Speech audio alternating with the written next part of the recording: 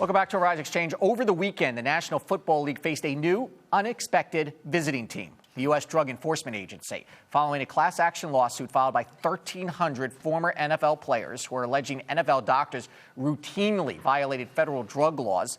Agents inspected the locker rooms of several NFL teams. At issue, whether league doctors are illegally prescribing drugs to players. Sports editor Mike Bako from thedailynational.com is here with the impact this investigation means for a league already under the microscope. Mike, any surprise here that the DEA took this action?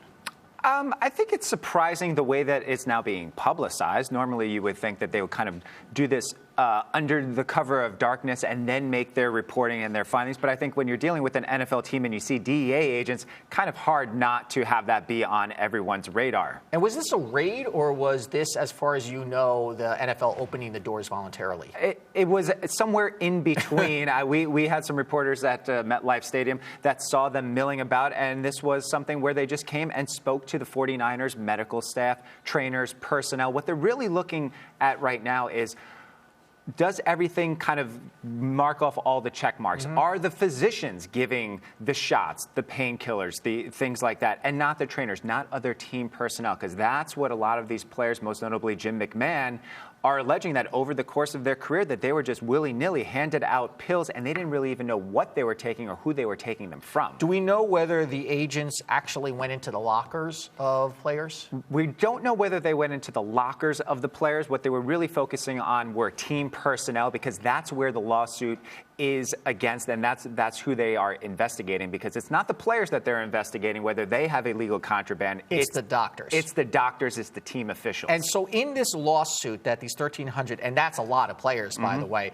are saying that they were illegally prescribed drugs, illegally given drugs. What is the accusation? Basically, here? all of the above. Illegally given drugs that they were not told what they were from, bottles that were unmarked.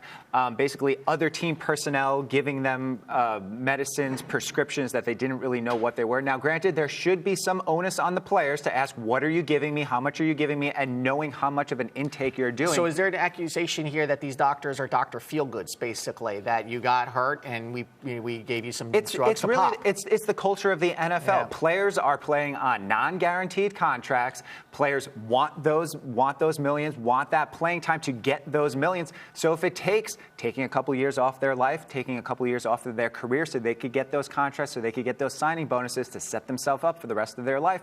But you look at a guy like Jim McMahon, who, if you remember from the 80s, probably the most flamboyant, from a wordsmith standpoint, one of the great interviews. And now the guy can barely leave his house in Arizona without wearing glasses. He forgets where he is. He forgets who he is.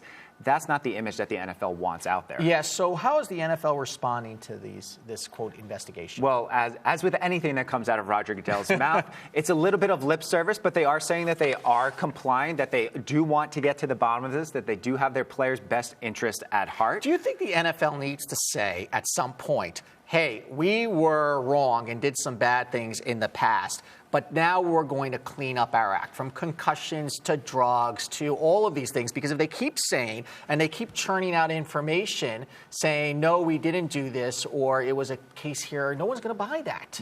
People are buying it, though, because people are continuing to watch the games. Ratings are high. But the NFL did do that with concussions, and they did do that with player injuries to the tune of $750 million. But that's just a drop in the bucket. So even though they are, in a way, accepting responsibility, not declaring guilt, but it's really just a drop in the bucket. I don't know how you grab all the fans and say, if you're really outraged, stop watching.